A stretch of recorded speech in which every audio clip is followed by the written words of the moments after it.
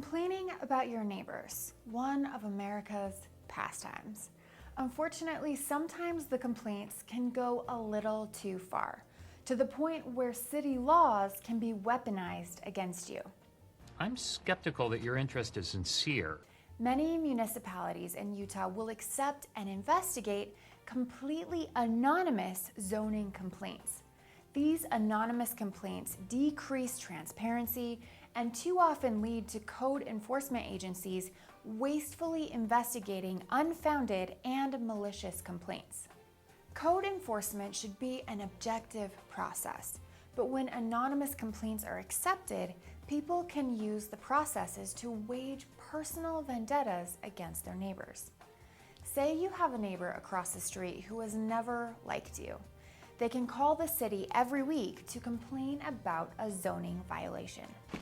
I have another complaint for Jim's permanent file. Neighbors can repeatedly file frivolous complaints with no consequences, accountability, or record. With this level of anonymity, there's no reason not to lodge complaints that are maliciously targeted or that are completely unfounded.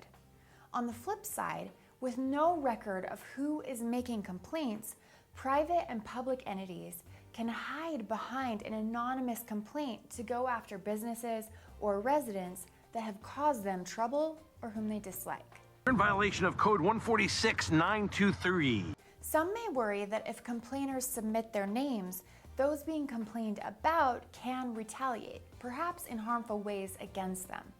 Where that concern may be valid, cities can still collect names but not necessarily make them public.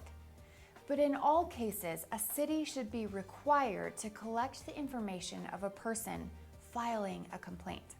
This alone creates a sense of accountability for the accuser, and it allows code enforcement to assess the credibility of that accuser. In fact, some cities already do this, and problems are rare.